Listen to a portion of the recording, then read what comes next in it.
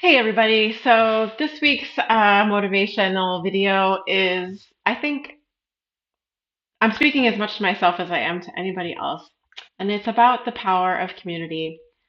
And I am coming at you both as a movement educator, a person who cares about and specializes in chronic pain, but also just as a fellow human being who kind of recognizes that there's been some very unsettling things happening in the world lately.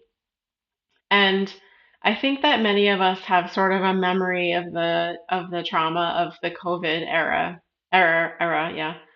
And so it can feel like there's a lot of threat in the environment. And if we remember the fact that the brain sends pain in response to a sense that there is something threatening in the environment, something that could potentially danger us or our tissues, it is super normal if in this moment you are experiencing a flare up of your pain symptoms. So, first, I want to just acknowledge that that is real, and it's probably not, it's very unlikely that it has anything to do with anything physically that you've done, unless, of course, legitimately broke something or sprained something recently. But if you are having pain in an area where you tend to have recurring persistent pain that is unrelated to any tissue damage, then yeah, I think we are in a bit of a soup of um, threatening signals.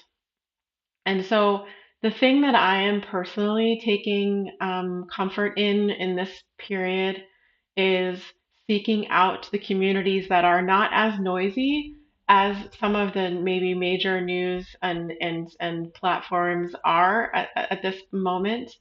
Um, but to see the spaces that people are setting up and continuing to commit themselves to that are really dedicated to being welcoming, respectful um, communities where people are encouraged to show up authentically, unapologetically as themselves, and to recognize that we are all still here.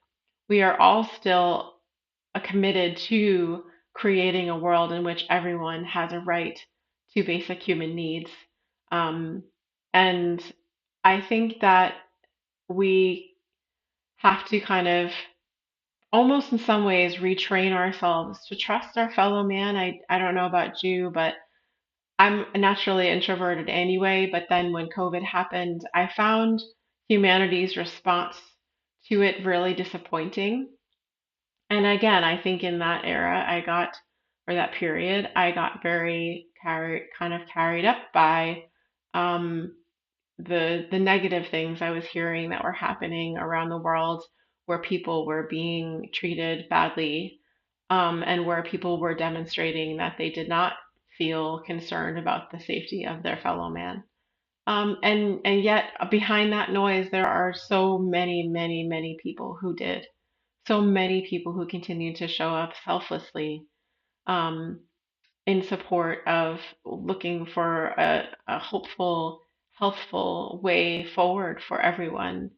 And I do believe very confidently that that will continue to prevail, that ultimately our desire to support and lift each other up will actually bring energy back to us. Sometimes when we stay in our own bubbles, um, and we're only reflecting that kind of panic and negative energy back at us, we can sort of lose touch with the fact that we are part of a larger species.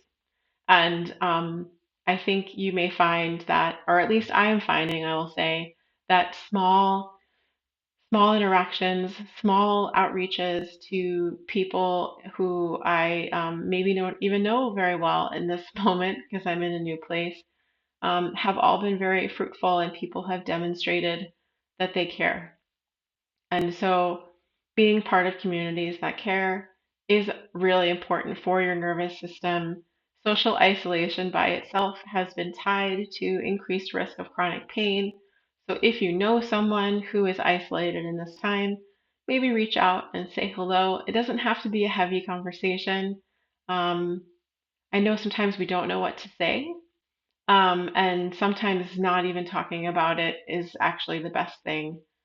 And I think that the ways in which we can, in any way, show up for each other right now, um, in the moments that you feel able.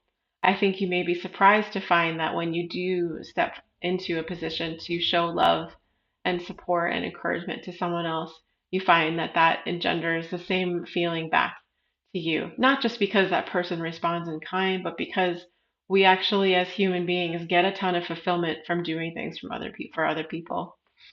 I remember years ago there was a podcast called Happiness Lab, I think. I may be messing up that name. That was a Yale professor who taught a similarly named course. And one of the things that always amazed me and stuck out to me about the different ways they talked about how human happiness has been demonstrated to be like increased was a study they did of people who were commuting on, I think it was a New York City subway or some subway. And they had people either go just kind of listening to their music and ignoring everyone, or purposely start a conversation with someone next to them, a stranger. You would think that this purposely starting a conversation with someone would actually increase stress quite a bit. I certainly did when I heard them explaining this. But in fact, the people who actually went out of their comfort zone a little bit and struck up a conversation with the person next to them actually had increased happiness levels reported for that day. It made their day better. I think we have to take risks sometimes and hope that people will show up in the way that we long for. Because if they do, it is an incredible gift. And I think we will find more often than not that people do show up in a good way, most people. So I would just encourage you, lean into your communities right now. Lean into the people who have your back.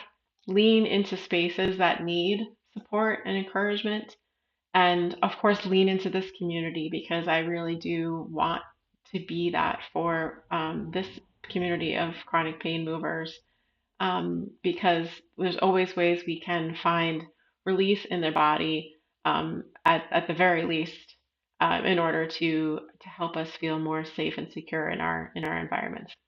All right, I did not expect that one to go so long. So that's my chat for this week, and I look forward to seeing you next week.